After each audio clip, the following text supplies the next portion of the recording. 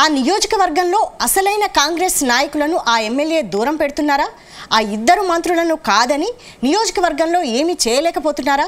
తన గెలుపు కోసం అహర్నిశలు కష్టపడిన వారిని ఇప్పుడు ఆయన పట్టించుకోవడం లేదా? కొత్త ఒక వింత, పాత ఒక రోత అన్నట్లుగా ఆ ఎమ్మెల్యే వ్యవహరిస్తున్నారన్న ఆరోపణలు వినిపిస్తున్నాయి. ఇంతకు ఎవరా ఎమ్మెల్యే, ఏంటా కథ?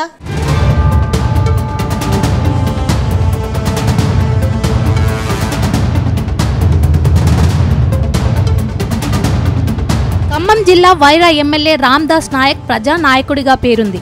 కాంగ్రెస్ కష్టకాలంలోనూ ఆయన పార్టీని అంటిపెట్టుకుని ఉండి ప్రజా గొంతుకగా పనిచేశారు. ఎన్నికల సమయంలో పొత్తులో భాగంగా కమ్యూనిస్టులు వైరా స్థానాన్ని బలంగా కోరుకున్నారు. అయితే డిప్యూటీ సీఎం బట్టి విక్రమార్క అనుచరుడి కోటాలో ఆయనకు పార్టీ అధిష్టానం టికెట్టు కేటాయించింది. అయితే బీఆర్ఎస్ నుంచి ప్రత్యర్థిగా పోటీ చేసిన మదన్ లాల్ బలమైన అభ్యర్థి కావటంతో రామ్దాస్ నాయక్ గెలుపు కోసం కాంగ్రెస్ శ్రేణులు కష్టపడి పనిచేసి మంచి మెజారిటీతో రామ్దాస్ నాయక్ ను గెలిపించుకున్నారు. ఎన్నికల తర్వాత జరిగిన పరిణామాలతో పలువురు బీఆర్ఎస్ నుంచి కాంగ్రెస్ పార్టీలో చేరారు. అప్పటి వరకు తన గెలుపు కోసం పనిచేసిన కాంగ్రెస్ నాయకులు, కార్యకర్తలను పక్కకు పెట్టి కొత్తగా పార్టీలో చేరిన వారికి ఎమ్మెల్యే ప్రాధాన్యత ఇస్తున్నట్లు టాక్ వినిపిస్తుంది. అయితే ఇన్నాళ్లు బట్టి అనుచరుడిగా ఉన్న ఎమ్మెల్యే రామ్దాస్ నాయక్ తన రూట్ మార్చినట్లు తెలుస్తుంది. బట్టి జిల్లాకు వచ్చినప్పుడు ఆయన వెంటే కనిపిస్తూనే మంత్రి పొంగులేటి శ్రీనివాస్ రెడ్డితోనూ స్నేహహస్తం చేస్తున్నట్లు ప్రచారం జరుగుతోంది.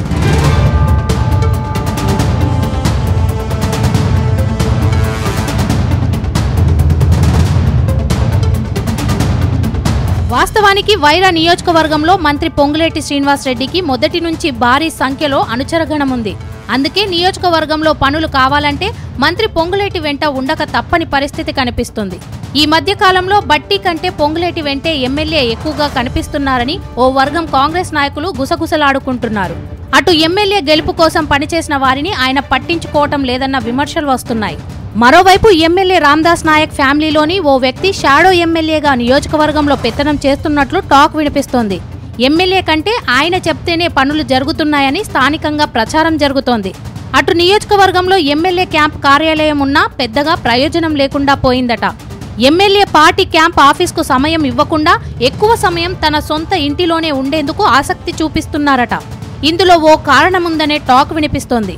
త్వరలోనే నియోజకవర్గాల పునర్విభజన జరిగితే వైరా జనరల్ స్థానంగా ఏర్పడే అవకాశం ఉందని తెలుస్తోంది. అటు జూలూరుపాడు, కారెపల్లి ఎస్టీగా రిజర్వ్ అయ్యే అవకాశం ఉన్నందున ఆయన ఆ ప్రాంతంలో నివాసం ఉంటున్నట్లు సమాచారం. ఏదో చుట్టపు చూపుగా ఎమ్మెల్యే క్యాంపు కార్యాలయంకు వచ్చిపోతున్నట్లు క్యాడర్ చర్చించుకుంటోంది. అంతేకాదు, క్యాంప్ ఆఫీస్కు రాకపోవటానికి మరో కారణం ఉందట. క్యాంప్ ఆఫీస్ వాస్తు లేకపోవటంతో కలిసి రాలేదనే భావనలో ఆయన ఉన్నారని తెలుస్తోంది. ఈ క్రమంలో ఆయన అక్కడకు రావటం లేదట. దీంతో ఏమైనా పనుల కోసం ఎమ్మెల్యేను కలవాలంటే కష్టంగా ఉందని చెప్తున్నారు. ఎమ్మెల్యే కాకముందు ఒకలా, ఎమ్మెల్యే అయ్యాక మరోలా రామ్దాస్ నాయక్ వ్యవహరిస్తున్నారని నియోజకవర్గ ప్రజలు చెవులు కొరుక్కుంటున్నారు.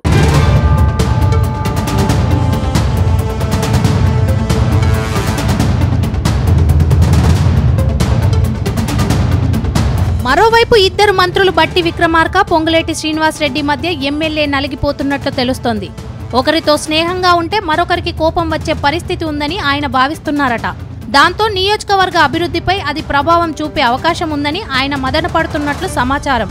అందుకే ఇద్దరు మంత్రులతో స్నేహం చేస్తున్నట్లు తెలుస్తోంది. అయితే పొంగులేటితో ఎమ్మెల్యే స్నేహహస్తం చేయటం బట్టి అనుచరులకు రుచించటం లేదట. బహిరంగంగా ఇది చెప్పినప్పటికీ మనసులో మాత్రం ఎమ్మెల్యే తీరుపై వారు అసహనంతో ఉన్నట్లు సమాచారం. మరోవైపు నామినేటెడ్ పదవుల్లో కూడా ఇద్దరు మంత్రుల అనుచరులతో కొత్త తలనొప్పులు వచ్చే అవకాశం ఉందని, దీనిని ఆయన ఎలా అధిగమిస్తారో చూడాలంటున్నారు పొలిటికల్ పరిశీలకులు.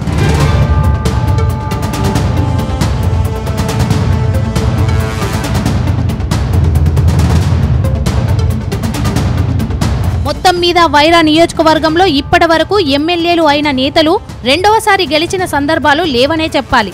ఈ రికార్డును తాను అధిగమించాలని ఎమ్మెల్యే రామ్దాస్ నాయక్ భావిస్తున్నారట. ఈ విషయాన్ని దృష్టిలో పెట్టుకొని పనిచేయాలని రామ్దాస్ నాయక్ కు సూచనలు వస్తున్నాయట. లేదంటే ముందు గడ్డు పరిస్థితులు ఎదురయ్యే అవకాశాలు ప్రజలు చెబుతున్నట్టు తెలుస్తోంది.